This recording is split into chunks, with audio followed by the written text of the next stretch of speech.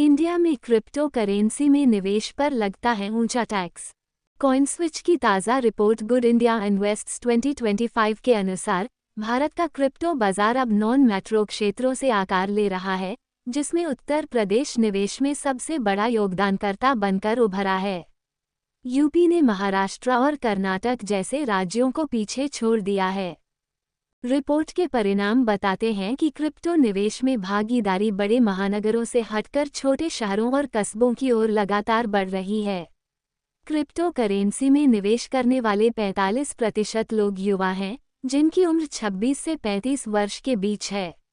अगर आप भी क्रिप्टो करेंसी में निवेश करने की सोच रहे हैं, तो उससे पहले इस पर लगने वाले टैक्स के बारे में जरूर जान लें। क्रिप्टो पर कैसे लगता है टैक्स? क्रिप्टो करेंसी को भारतीय कानून के तहत वर्चुअल डिजिटल एसेट्स (वीडीए) के अंतर्गत रखा गया है।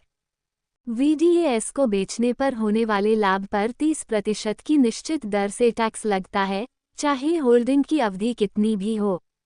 खरीद लागत ही एकमात्र कटौती है जिसकी अनुमति है। ट्रांजैक्शन शुल्क, माइनिंग और ट्रेडिंग खर्च जैसे कोई भी अन्य खर्च कटौती योग्य नहीं है।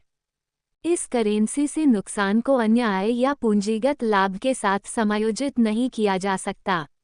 नुकसान को आगे ले जाने की अनुमति नहीं है। इसके अतिरिक्त धारा 1945 के तहत क्रिप्टो संपत्तियों की बिक्री या विनिमय पर 1% टीडीएस कटता है। टैक्सेबल क्रिप्टो ट्रांजैक्शन किसे माना जाता है?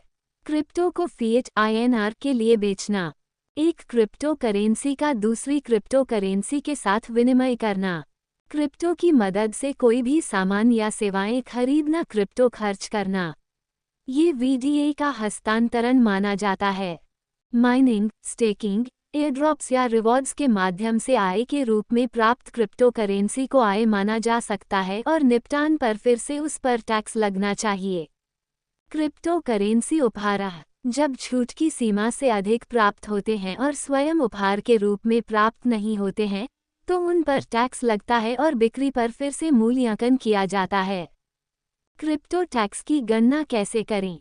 एग्जाम्पल, मई 2025 में अनुज ने 1,50,000 रुपये के बिटकॉइन खरीदे। दिसंबर 2025 में इसे 2,20,000 रुपये में बेच दिया। इससे 70,000 का टैक्सेबल लाभ हुआ। लाभ पर 30% की दर से टैक्स 21,000 रुपये होगा। टीडीएस भी कटेगा। यदि बिक्री के समय एक्सचेंज क्रिप्टो टीडीएस के लिए 1% की कटौती करता है, तो 2,20,000 रुपये का 1% यानी 2,200 रुपये कटौती होगी। नतीजतन अनुज को 2,17,800 रुपये का शुद्ध भुगतान प्राप्त होगा।